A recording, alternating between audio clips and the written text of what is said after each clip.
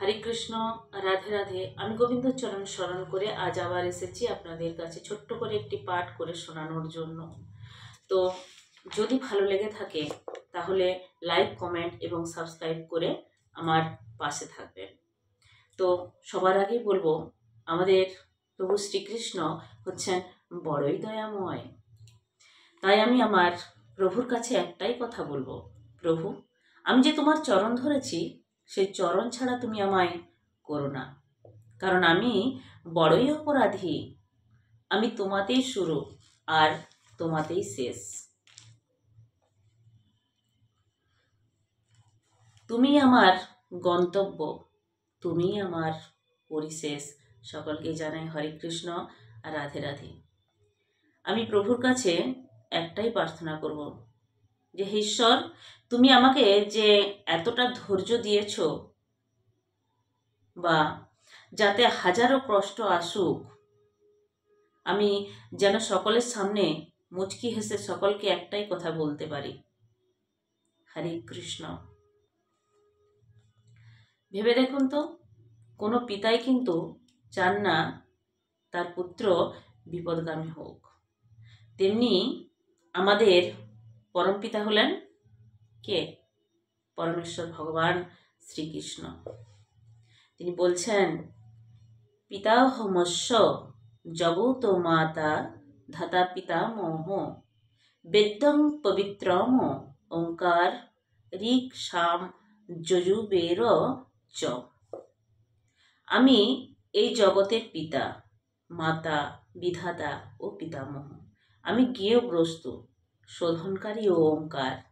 আমি ঋক, সাম ও যজুবেদ।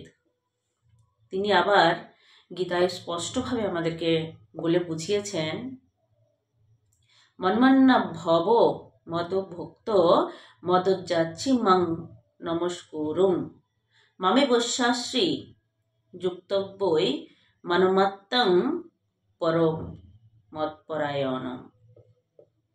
তোমার মনকে আমার ভাবনায় নিযুক্ত করো, আমার ভক্ত হও, আমাকে প্রণাম করো এবং আমার পূজা করো। এভাবেই মৎপরায়ণ হয়ে সম্পূর্ণরূপে তুমি আমাতে অভিনিষ্টবৃষ্ট হলে নিঃসন্দেহে তুমি আমাকেই লাভ করবে। তিনি আবারও বলেছেন, তেসাং সতত যুক্তানাং ভজত্রাং প্রীতিপূর্বকম দমামি বুদ্ধিযোগ্যম তং যেন মম পর্যান্তিতে।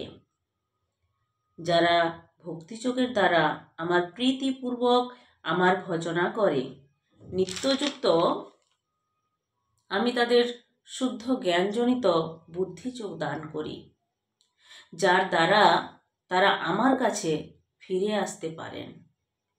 তিনি আমাদের পথ প্রদর্শকের হেতু।